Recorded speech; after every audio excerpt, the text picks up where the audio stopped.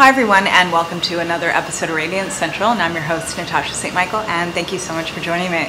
So today I want to talk about pressure, okay, and how pressure for some people can be extremely motivating when they are trying to achieve their goals. Okay, so for some people, they set out to achieve something. They might have a tight deadline or a big thing that they're trying to do, or whatever it is, but the pressure that they kind of put on themselves is what propels them forward to actually get things done, and they thrive off that pressure. And then there's other people on the other end of things that might be after the same exact goal or want to achieve the same exact thing, but the moment they start feeling that pressure, they crumble. It stifles them, it paralyzes them, it makes them anxious, it stresses them out, and for some people they end up sabotaging everything, all their efforts, because of that pressure. And a lot of times I find this is the one element that's always overlooked. And I see this especially working as a coach, as a health coach or a weight loss coach.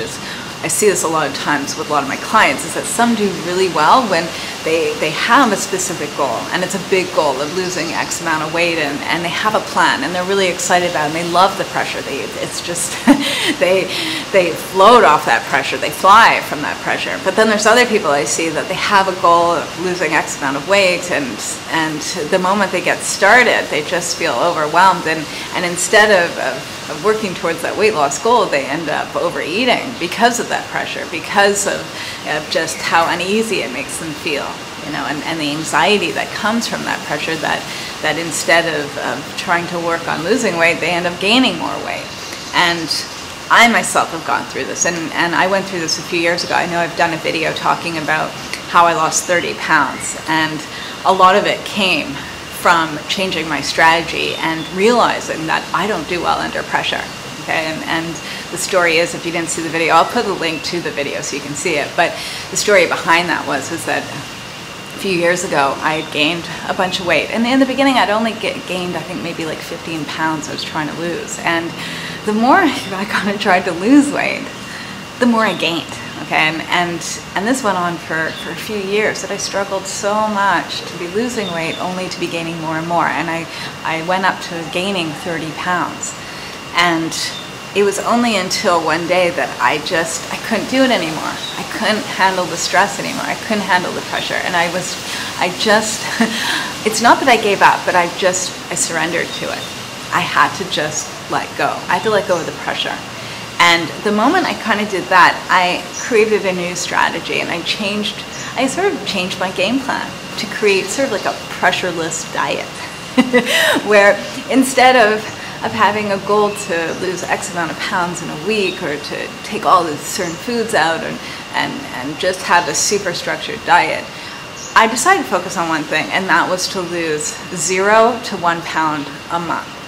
That was the only thing I wanted to do. And if I didn't lose the pound a month, I didn't want to gain any weight.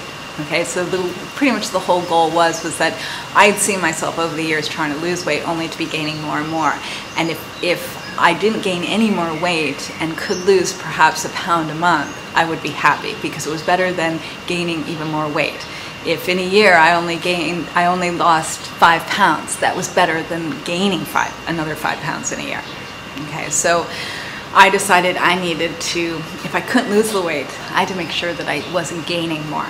And I found that took the pressure off me, and I found that just by sort of adjusting my strategy to see how can I figure out a way that I can still do something without having such high expectations of myself, without having that pressure, because all of that to me translated into stress, anxiety, and taking too much on and feeling overwhelmed.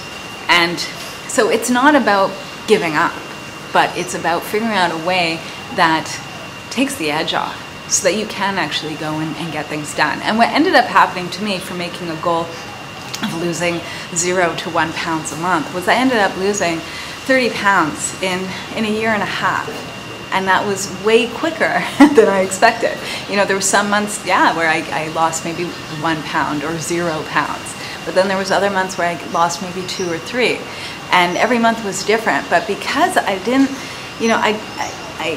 have such high expectations of myself, and that I was working with myself, not to push myself too much, but enough to actually get something done, I was able to fulfill my goals.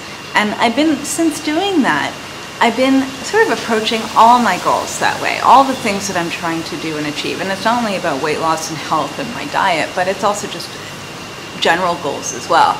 Maybe perhaps career goals or family goals or financial goals. All of that. I've learned that I don't do well under stress. I don't do well under pressure. I do well getting things done, but when it's on my terms. And when there's certain things in place that I can just do it without feeling overwhelmed by anything added on top of me. And so I've used sort of my how I lost 30 pounds approach on how I've translated that into other areas of my life. And it's really helped a lot. And I found too that whenever I do start feeling overwhelmed, I go back to how can I make this have less pressure? How can I go about it in a pressure-less way?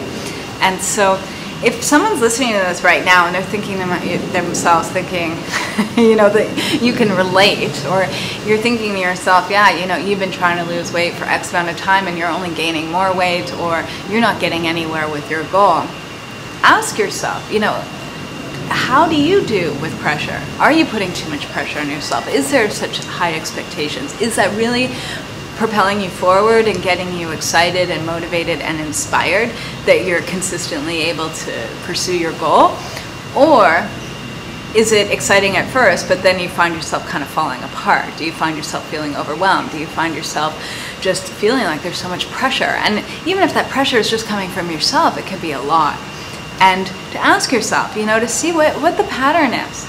Because this is one thing I find that's overlooked over and over again. People are always so focused on, let's say for weight loss, they're always so focused on the diet and what they need to take out and how much of this they should be eating, how much of that. But they're not looking at what's the underlying cause of them to be overeating or to be eating junk foods or comfort foods. What is that underlying cause? What's making them go to the fridge one day and making them not go the other day? And I would say a lot of times it's how someone's handling stress. It's how they're handling pressure. What's the expectations they're putting on themselves? And for some people, having that stress and the pressure really, it keeps them on their game. They do really well with it. But other people, it's just too much. And so if you're able to kind of see that, then you can restructure things to ask yourself, how can I make this in a way that takes a little bit of that edge off, takes the pressure off.